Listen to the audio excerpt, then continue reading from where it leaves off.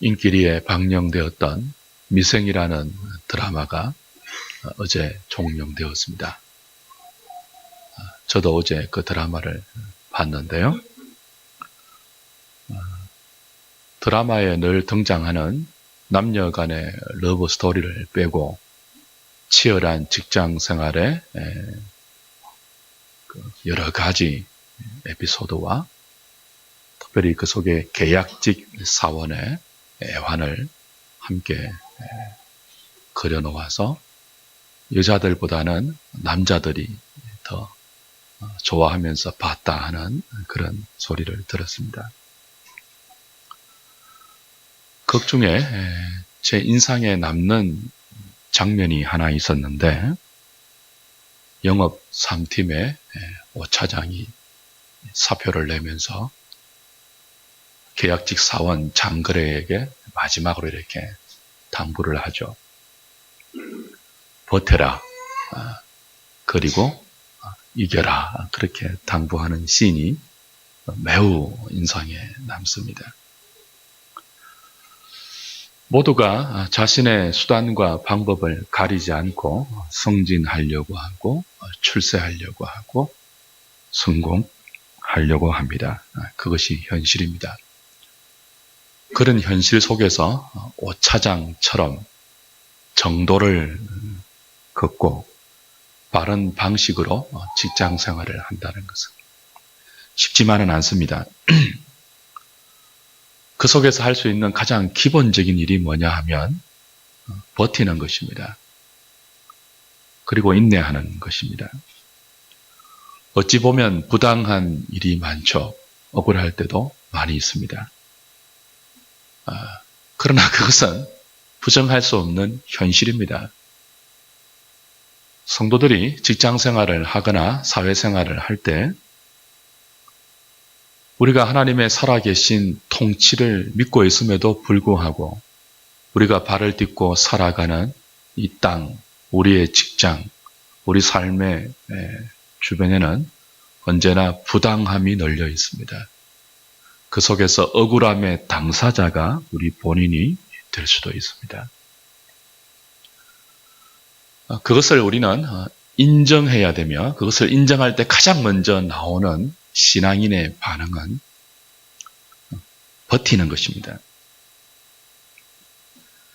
회사를 뒤집어 엎는 것이 아니고 그 부당한 현실을 전복시키는 것이 아니라 자신이 할 수 있는 최선을 다하고 인내하고 기다리고 버텨야 합니다. 그리고 하나님이 새로운 길을 주실 때는 새로운 길을 또한 믿음으로 가는 것입니다. 에베소서의 독자인 1세기의 로마 그리스도 사회에서 신앙생활을 했던 초대교회 그리스도인들은 요즘의 계약직 사원이나 요즘의 을의 입장에 있는 사람들과 비교도 되지 않는 비참한 노예들이 많이 있었습니다. 하나님은 그런 자들을 향하여서 오늘 본문에서 이렇게 말씀하십니다. 지난주에도 잠시 보았지만 다시 한번 확인해야 될 필요가 있는 중요한 말씀이죠. 너희들은 두려워하고 떨리는 마음과 성실함으로 육체의 상전에게 순종하기를 죽게 하듯 하라. 눈가림만 해서 사람을 기쁘게 하는 자처럼 하지 말고 그리스도의 종들처럼 하나님의 뜻을 행하여 단 마음으로 섬기되 죽게 하듯 하고 사람들에게 하듯 하지 말라. 이는 왜냐하면 각 사람이 무슨 선을 행하든지 종이나 자유자나 주께서 받은 그대로 받을 줄을 알기 때문이다. 장차 우리의 삶을 하나님이 판단하시고 그때 하나님 앞에 우리의 행한 대로 받을 줄을 알기 때문에 지금 이 시대의 계약직 사원이나 이 시대의 을의 입장에 있는 약자들과는 비교도 되지 않는 비참한 노예들을 향하여서 하나님은 이런 말씀을 주십니다. 너희는 너희 육체의 상전에게 그리스도에게 하듯이 복종해라. 사람 앞에 눈가림만 하듯이 그렇게 하지 말고 단 마음으로 주를 섬기듯 그를 섬겨라. 왜냐하면 너희는 사람의 종이기 이전에 그리스도의 종이기 때문이다. 그리스도는 모든 사람을 그가 믿음으로 살한 대로 반드시 갚을 줄을 안다면 그렇게 하라. 그렇게 말씀하시죠. 얼핏 보면 죄송합니다. 이런 말씀들이 마치 하나님이 노예 제도를 인정하시거나 방조하시거나 묵인하는 것처럼 보이기도 합니다. 그러나 우리는 알죠. 하나님이 노예 제도를 칭찬하지 않으시는 것을 압니다. 하나님은 노동 착취를 인정하지 않는 분임을 우리는 압니다. 하나님은 인격을 무시하고 사람을 자신의 욕망의 수단으로 삼는 것을 결코 허용하지 않는 분임을 압니다. 하나님은 누구보다 약자의 고통을 아시고 그들의 눈물을 불쌍히 보시는 분입니다. 그런데도 왜 이런 말씀을 주실까요? 왜 비참한 노예들에게 너희는 육체의 상전에게 죽게 하듯 복종하라, 순종하라, 단 마음으로 하나님을 섬기듯 하라, 그렇게 말씀하실까요? 이 말씀 앞에 우리는 이런 생각을 좀 할 수 있어야 합니다. 현실을 보면 사회악이 있습니다. 불의한 정치가 있어요. 그 속에서 유린되는 인권 문제들이 분명히 있습니다. 그리스도인은 어떤 원리를 가지고 어떤 기준을 가지고 그런 사회의 문제들을 접근해야 하겠습니까? 만약 여러분들이 다니시는 직장에서 노사분규가 일어났다면 여러분 어떤 자세를 가지고 있어야 하겠습니까? 거기에 참여해야 하겠습니까? 참여해야 한다면 어느 정도로 참여해야 하겠습니까?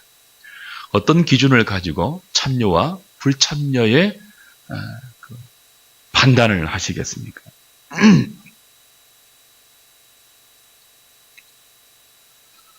많은 분들이 세상의 악한 일과 세상의 불합리한 모든 것들을 의와 진리를 추구하는 교회가 책임을 져야 한다는 생각을 갖고 있습니다.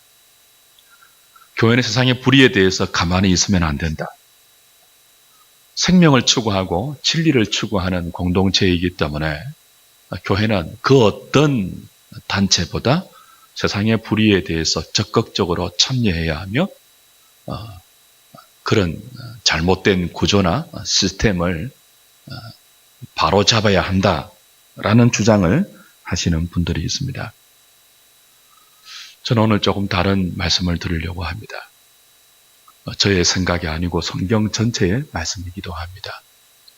우리는 이런 물음 앞에서 선뜻 대답하기 전에 이런 질문을 스스로에게 좀 던져야 합니다.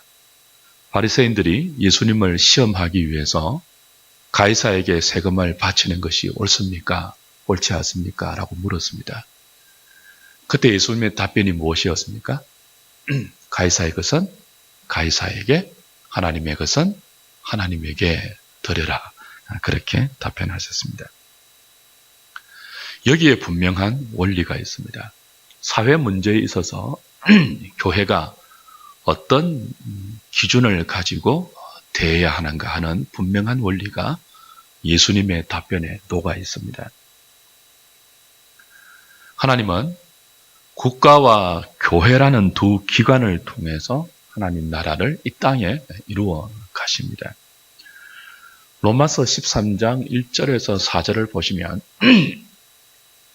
하나님께서 국가를 허락하신 이유를 분명하게 이렇게 설명합니다. 죄를 억제하기 위해서다. 그래서 하나님은 국가라는 기관을 허락하시고 그 국가의 권세들을 위임하셨다. 그렇게 분명히 말씀하고 있습니다. 그래서 사도 바울은 그 권세들에게 순종하라 하는 말씀을 하죠.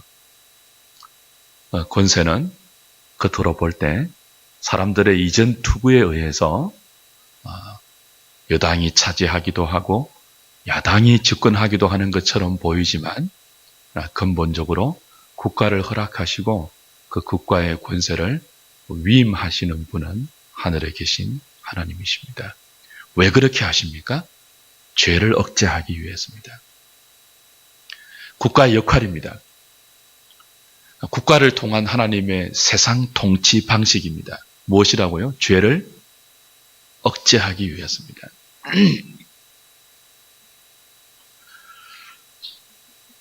어떤 그 이데올로기라도 민주주의든 공산주의든 대의 명분은 전부 백성을 편안하게 하는 것입니다. 공산주의도 그 강령이, 그 헌법이, 그 정신이 민중을 이롭게 하는 것입니다. 민주주의만 그런 게 아니에요. 민주주의든 공산주의든 그 대의 명분은 백성을 더 안녕하게 하고 잘 살게 하는 것에 있습니다. 비록 독재자가 그러한 대의 명분을 자기의 야망과 욕망을 위해서 악용하고 남용하는 현실이 분명히 있을지라도 어떤 국가라도 그런 독재자가 통치하는 국가라도 법이 없는 무법천지보다는 훨씬 낫습니다. 그래서 하나님은 국가를 허락하십니다. 그리고 그 국가 위에 어떤 권세이든 위임하십니다. 뭐 하기 위해서죠? 죄를 억제하기 위해서입니다. 국가라는 강제권을 가진 어떤 룰이 없으면 타락한 인간은 자기 욕망을 풀어놓아서 서로 죽이고 다투고 찢고 살육하는데 제한이 없습니다. 그래서 하나님은 국가를 허락하시고 그 위에 권세를 세우셔서 그 타락한 인간의 죄성을 억제하셔서 역사를 이어가십니다. 그게 가이사의 것은 가이사에게 주라는 말씀의 의미입니다. 이스라엘의 입장에서 본다면 가이사는 이스라엘을 압제하는 적대자입니다. 원수입니다. 어떻게 이스라엘이 뼈빠지게 땀 흘리고 일한 돈을 가이사에게 세금으로 줄 수 있습니까? 그 세금이 자신들을 억압하는 통치의 권력으로 쓰일 텐데요. 그럼에도 불구하고 예수님 뭐라고 하신다고요? 가이사의 것은 가이사에게 주라고 하십니다. 의미가 무엇이라고요? 국가를 허락하신 하나님의 의도를 인정하라는 의미입니다. 하나님의 것은 하나님에게 돌리라. 그건 또 어떤 의미일까요? 교회의 역할을 분명히 알고 그 교회를 세우신 하나님의 의도에 충성하라는 뜻입니다. 그러니까 그리스도인은 가이사의 것은 가이사에게도 드려야 합니다. 국가를 통한 하나님의 통치에도 인정하는 마음으로 순종해야 하고 국가와 다른 교회를 통한 세상 통치의 방식에도 우리는 잘 이해하여 충성하고 헌신해야 합니다. 하나님이 교회를 세우신 분명한 목적이 있습니다. 그건 죄를 억제하는 정도가 아니고 죄를 해결하기 위해서입니다. 국가는 죄를 억제하기 위한 하나님의 기관입니다. 가이사의 것은 가이사에게입니다. 교회는요, 죄를 해결하고 죄를 처리하기 위해서 하나님이 세우신 신적인 기관입니다. 하나님의 것은 하나님에게입니다. 교회가 죄를 해결하고 죄를 처리한다는 뜻이 무슨 의미이겠습니까?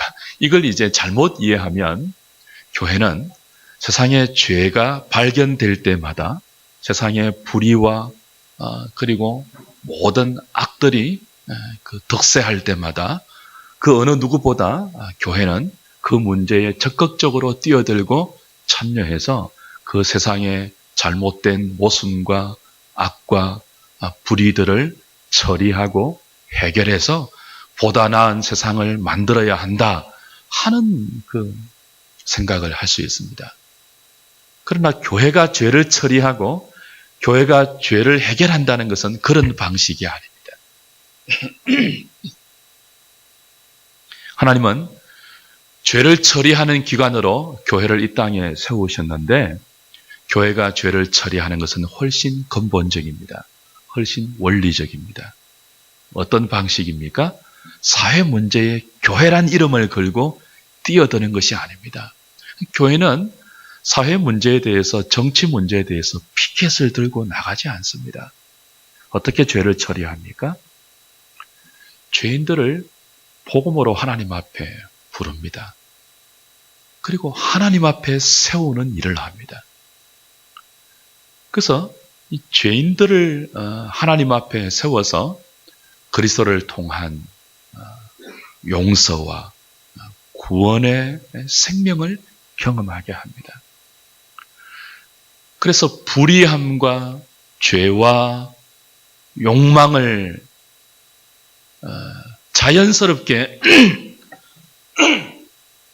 산출할 수밖에 없는 인생들을 교회는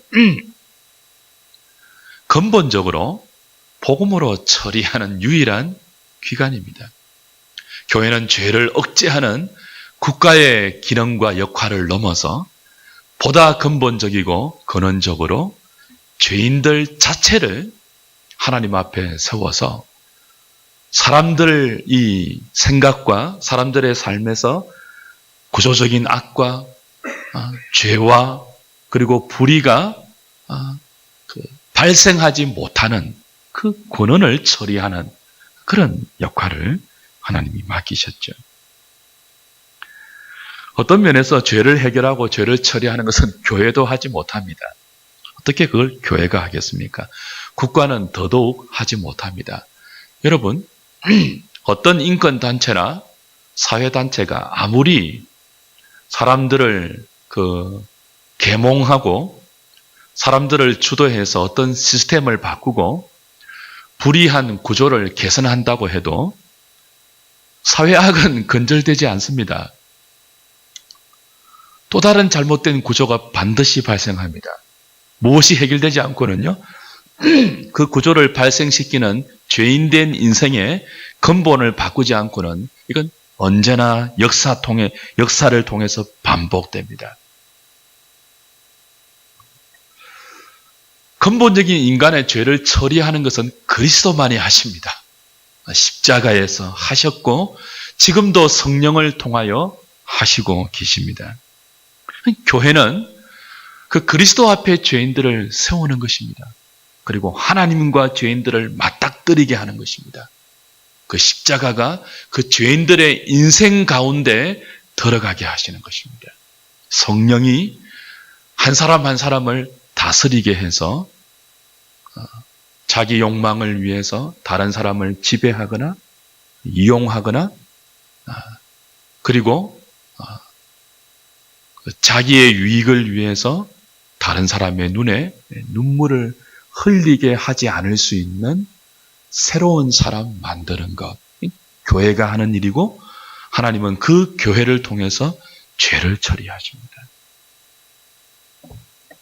그래서 교회는 사회운동이나 정치 참여를 통해서 세상의 불평등과 억울함과 부조리를 다 해결하는 기관이 아닙니다. 그런 의미에서 교회가 국가나 사회 일에 뛰어들 때는 참 조심해야 합니다. 어쩌면은 교회가 그런 대의 명분을 가지고 정치에 참여하는 것은 자신이 하나님보다 더 어려워질 수 있는 교만일 수 있습니다. 하나님은 그 일들은 국가에 맡기셨다고요. 우리가 볼 때는요, 국가가 말도 안 되는 독재를 일삼고 말도 안 되는 불의를 일삼아서 자기들끼리 자기 배를 채우는 것처럼 보인다 할지라도 그 배후에 국가를 세우신 하나님이 계시다고요. 권력자를 위임하신 하나님이 계시다고요. 그게 만족스럽지 못해서 교회가 한번 개선해 보겠다고, 우리가 진리의 공동체이기 때문에 그 일에 적극적으로 뛰어들어서 평등한 세상을 만들어 보겠다고 이마에 띠를 띠르고 달려드는 것은 하나님이 세상을 통치하시는 방식을 납득하지 못하겠다는 불신앙일 수 있으며, 하나님보다 자신들이 더 어려울 수 있다는 교만이기도 합니다. 참 조심해야 합니다. 그러나 이런 저의 말에 분명히 이의를 제기하시는 분들이 우리 안에도 있을 것입니다. 저는 지금 이데올로기를 말하는 것이 아닙니다. 어떤 사상이나 제 개인의 정치관을 피력하는 것도 아닙니다. 하나님의 말씀을 여러분에게 전달하는 것뿐입니다. 하나님 말씀이 그래요. 하나님은 국가를 통해서 하시는 일이 있고요, 교회를 통해서 하시는 일이 있다고요. 그게 가이사의 것은 가이사에게, 하나님의 것은 하나님에게 드리라는 예수님의 대답이죠. 이게 소극적인 방법이 아닙니다. 교회가 사람들을 하나님 앞에 세워서 그들의 죄를 발견하게 만들고 그리스도의 십자가와 부딪히게 해서 우리를 근본적으로 의와 진리의 거룩하심으로 지으심을 입은 새 사람 만드는 일이 절대로 소극적이거나 부정적인 방식이 아닙니다. 가장 적극적인 방식입니다. 가장 능동적인 방식입니다. 정신병원에서 환자를 퇴원시킬 때가 되었는지 아직 되지 않았는지 판별하는 실험 가운데 이게 하나 있습니다. 목욕탕에 수도꼭지를 털어놓습니다. 그리고 바가지를 환자에게 줍니다. 물을 퍼내라고 합니다. 어떤 환자는 물만 계속 퍼냅니다. 퇴원을 시켜야 되겠습니까? 안 되겠습니까? 안 되죠. 더 치료받아야 합니다. 어떤 환자가 퇴원시켜도 됩니까? 먼저 수도꼭지를 잠궈야 합니다. 그리고 물을 퍼내어야 합니다. 교회는 일종의 수도꼭지를 잠그는 역할을 하기 위해서 하나님이 세우신 공동체예요. 사회운동은 그냥 바가지로 물을 퍼내는 것으로 비유할 수 있다면, 국가는 그것을 통해서 죄를 억제합니다. 죄는 수도꼭지를 통해서 여전히 흘러나오고 있습니다. 사람이든 공동체이든 개인이든 수도꼭지가 잠기지 않으면요, 아무리 퍼내어도 그건 언제나 그러합니다. 교회는 무엇을 위한 공동체라고요? 수도꼭지를 잠궈야 돼요. 복음에 부딪혀서 하나님 앞에 자신이 죄인인 것을 인정하게 만들고, 하나님이 새롭게 만드신 새로운 인류로 이 땅에서 더 이상 자기의 유익을 위해서 다른 사람을 이용하거나 짓밟거나 그런 인생이 아니고, 주께서 우리를 위해서 자신을 내어주셨듯이, 자신의 모두를 십자가에서 내어주셨듯이, 이제 기꺼이 다른 사람을 위해서 자신을 희생할 수 있는 새로운 인류, 그걸 교회만이 만들 수 있는 것입니다. 그게 수도꼭지를 잠그는 거예요. 교회는 그 일에 충성해야 합니다. 교회는 사람들이 뭐라고 하든지 간에 그 일이 가장 적극적이고 가장 능동적이며 가장 하나님이 기뻐하시는 방식인 줄 알고 언제나 그 일에 헌신해야 합니다. 노예 제도가 분명히 나쁜 것이죠. 근데 왜 교회는 이 일에 참여하지 않습니까? 여러분, 인류의 역사를 보십시오. 교회가 노예 해방 운동하지 않았습니다. 국가가 했습니다. 국가가 했다고요. 그리스도인은 뭐 했습니까? 그 국가의 일원으로 충성스러운 그리스도인이 되어서 그 국가가 노예 폐지 운동을 하지 않으면 안 될 수밖에 없는 신실한 시민이 되었을 때 국가가 그 일을 했다고요. 교회가 하지 않았다고요. 우리는 이 일을 잊지 말아야 합니다. 가장 능동적인 것입니다. 교회가 죄인들을 하나님 앞에 말씀으로 불러서 그들에게 십자가를 선포하고 십자가를 통해서 새로운 피조물로 하나님 앞에 그들을 만들어내는 것이야말로 가장 세상을 바꿀 수 있는 적극적이고 능동적인 방식이죠.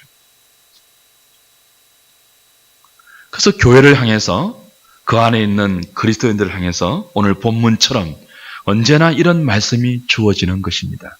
종들은 다시 한번 보십시오. 종들아 두려워하고 떨며 성실한 마음으로 육체의 상전에게 순종하기를 그리스도께 하듯 하라. 눈가림만 하여 사람을 기쁘게 하는 자처럼 하지 말고 그리스도의 종들처럼 마음으로 하나님의 뜻을 행하고 기쁜 마음으로 섬기기를 주께 하듯 하고 사람들에게 하듯 하지 말라. 이는 각 사람이 무슨 선을 행하든지 종이나 자유인이나 주께로부터 그대로 받은 줄을 알미라. 상전들에게도 똑같이 하라고 하죠. 상전들아 너희도 그들에게 이와 같이 하라. 너희도 종들에게 이와 같이 하라. 이와 같이가 뭐예요? 종들이 상전에게 충성하는 것처럼 너희들도 그와 같이 하라는 거예요.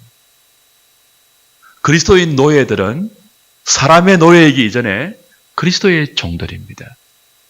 그래서 육체의 상전에게 그리스도에게 하듯 순종합니다. 그리스도인 노예들이 그렇게 한다면 그리스도인 상전들도 너희들도 이와 같이 하라 합니다. 너희들도 똑같이 하라 합니다. 너희들도 육체의 상전이기 이전에 너희의 상전인 그리스도의 노예이다.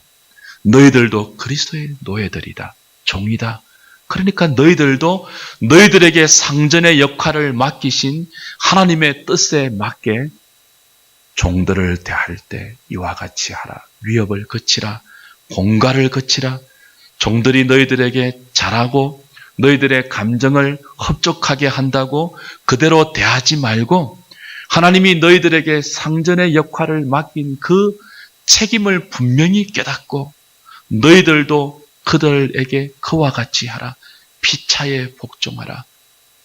종을 너희들의 이익을 위해서 착취하거나 이용하지 말라. 라고 말씀하는 거죠.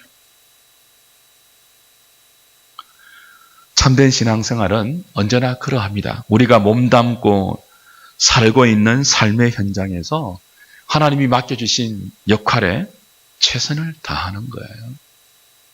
오차장이 장거래에게 마지막으로 당부했던 말이 그거죠. 네 특기가 버티는 것 아니냐. 버텨라. 그리고 인내하라. 그것입니다. 최선을 다하는 것입니다. 노예이면 노예인 그대로 최선을 다하는 거예요. 상전이면 상전의 역할 그대로 최선을 다하는 거예요. 그리스도인의 상전 역할만큼 최선을 다하는 거예요. 세상 사람들은 직장을 생존의 수단으로 여깁니다. 기업을 자신의 욕망을 이루는 통로로 여깁니다. 그러나 그리스도인은 그렇게 하지 않습니다. 우리에게 직장은 생계수단 정도가 아닙니다. 하나님이 내게 맡겨주신 하나님 나라를 일구는 최전선입니다. 우리의 책임이고 사명입니다. 그래서 적당하게 월급만 받아 먹는 사람들이 아닙니다. 부하 직원을 이용해서 우리의 욕망을 이루는 상사가 될 수 없습니다. 내 기업을 이용해서 내 가정을 배불리는 그런 기업인이 될 수 없습니다. 우리가 그리스도인이라면 그렇게 될 수 있습니다. 교회가 하는 일이 무엇입니까? 그런 부하 직원을 만들어내는 거예요. 그런 상사를 하나님 말씀을 부지런히 가르쳐서 만들어내는 거예요. 그래서 그리스도인 부하 직원이 세상 속에 나가서 적당하게 눈가림만 하면서 월급만 받아내는 그런 직장을 생계수단으로 삼는 그런 사람 만들지 않는 거예요. 교회는 교회에 속한 기업인들을 하나님 말씀으로 부지런히 가르쳐서 자신의 기업을 하나님이 어떤 의도로 이 땅에 허락하셨는지를 분명히 알게 만들어 자신에게 소속된 부하 직원이나 그리고 모든 고용인들을 자기의 배를 불리는 수단 정도로 이용하고 그들의 노동력을 착취할 수 없는 근본적인 기업인으로 만들어냅니다. 그 일을 하는 것입니다. 그게 가장 적극적입니다. 가이사의 것은 가이사에게, 하나님의 것은 하나님에게입니다. 말씀을 맺을까요? 그래서 우리는 사회 문제가 발생했을 때, 노사분규가 발생했을 때 그 근본을 유일하게 이해할 수 있는 사람들입니다. 근로자는 끊임없이 월급을 올려달라고 합니다. 기업주는 뭐라고 합니까? 그렇게 올려주면 남는 것이 없다고 합니다. 근로자는 뭐라고 합니까?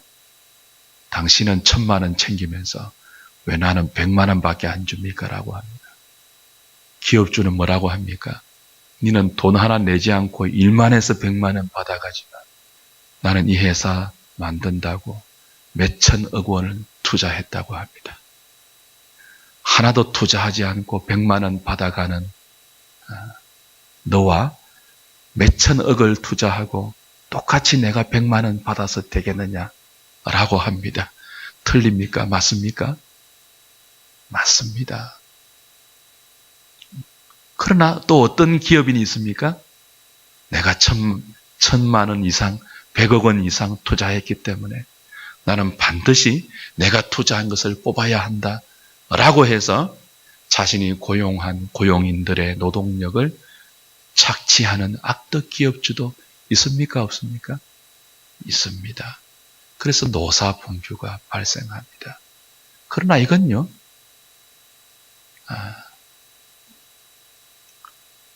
그리스도인 기업주나 그리스도인 직장의 입장으로 돌아가지 않고는 절대로 해결되지 않는 분규입니다. 욕망과 욕심이 부딪히면 언제나 해마다 반복되는 일일 수밖에 없습니다. 그리스도인의 변화된 마음이 있어야 우리는 서로를 이해할 수 있고 자기가 손해보고 자기가 억울한 것처럼 보여도 기꺼이 공동체와 다른 사람을 위해서 헌신할 수 있고 양보할 수 있는 것입니다. 그것이 수도꼭지에 꼭지를 잠그는 것이고 교회는 꼭지를 잠글 수 있는 그리스도인을 만들어내는 것입니다. 요셉이 그랬죠. 그는 억울하게 노예로 팔려갔습니다. 근데 노예의 자리에서 최선을 다했습니다. 비할 수 없는 성실함과 정직함으로 노예로 최선을 다했습니다. 누명을 쓰고 옥에 갇혔습니다. 그 자리에서도 더할 수 없는 신실함으로 최선을 다했습니다. 그것이 가이사의 것은 가이사에게, 하나님의 것은 하나님에게 드리는 그리스도인의 사회생활의 유일한 원리입니다. 신실한 직장인들이 되십시오.